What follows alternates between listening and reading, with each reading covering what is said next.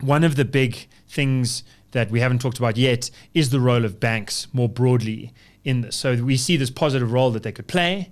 At the moment, they're not. That's a sort of idea that the IRR is putting out there, and that seems to be generally quashed both in the corridors of power and by major media players who, as I say, think land reform either means sort of punishing some little farmer or some little house owner and taking their stuff away without compensation, and they don't see an alternative sort of upward growth trajectory for land reform.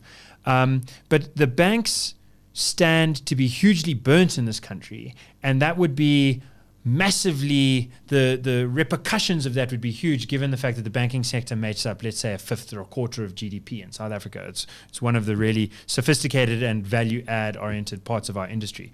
Hermann, where do the banks stand on this?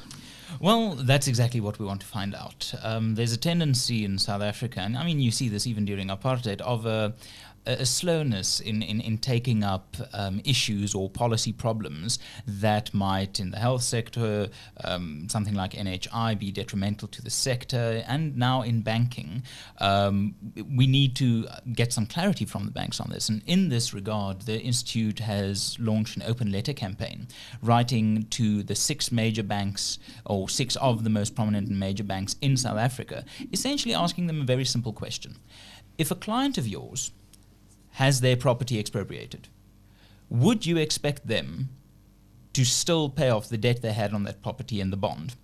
It's a simple question. So we just want to know that we started with the trauma of losing your property, but then we need to get clarity from the banks. Once you've been exposed to that trauma, would the banks then expose you to a second trauma, saying not only did you lose your asset, your home, your farm, your business, but we still expect you to pay us the money that you owed on that piece of property? Now, it's a very simple question, but I think the answers will be quite revealing, and we've given the banks until the 29th of January next week to give us some clarity on this point, because South Africans deserve to know. This isn't just an issue that you can isolate from the everyday management of finance. If you're a bank, you have a stake in this. You have a stake in the economy, being strong, and you need to come clean with your clients and say, if this becomes reality, there are going to be some severe repercussions, not on the macroeconomic or microeconomic, but on a financial level. Your wallet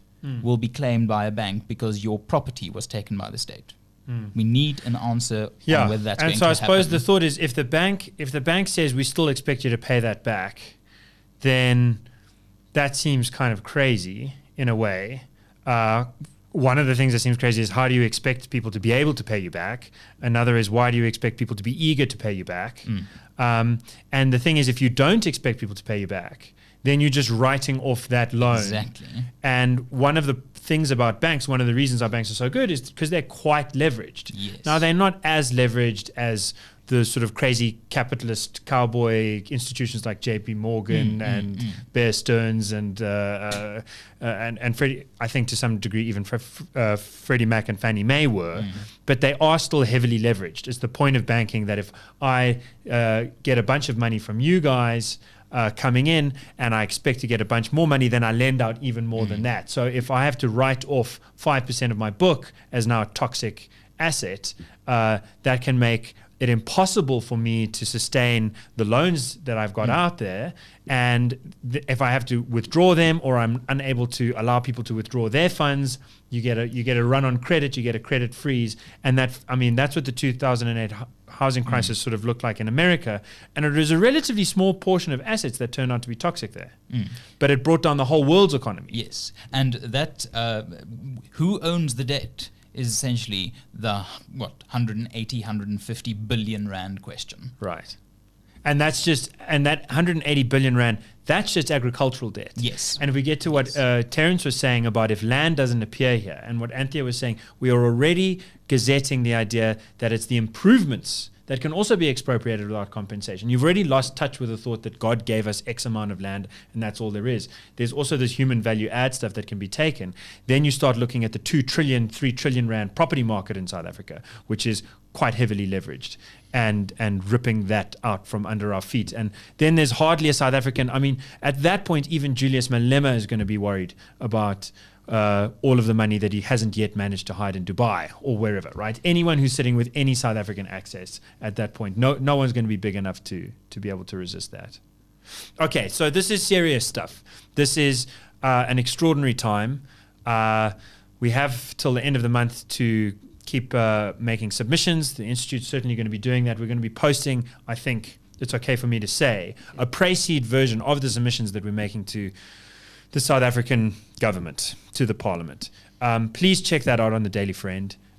Sign up and spread the word. This is not something that we can sit quietly by and allow to happen. And if you have debt, if you have a bank card, if you have a relationship with a financial institution that's at all connected to the property market, pick up the phone and make a call, or go down to the store, to the brick and mortar place, and ask them what are they doing to make sure that you or they aren't going to be scorched by this and left in a position where you cannot look forward to tomorrow as a time where you have what you worked for today. And also go to the IRR website and click on the button that asks the question whether banks will essentially be selling you out. Will your bank be selling you out on EWC? And there's a space there where you can say you have a bond to pay off, and you can put in which financial institution you have this contract with. And you can ask the IRR. Together we can apply the necessary pressure to get the answers, to get the clarity, so that people can know what the consequences of this policy will be for themselves. And that's what the IRR wants to do with this campaign. Please join us. Do it for yourself, do it for your friends, do it for your family, and spread the word. It's for serious. Thank you.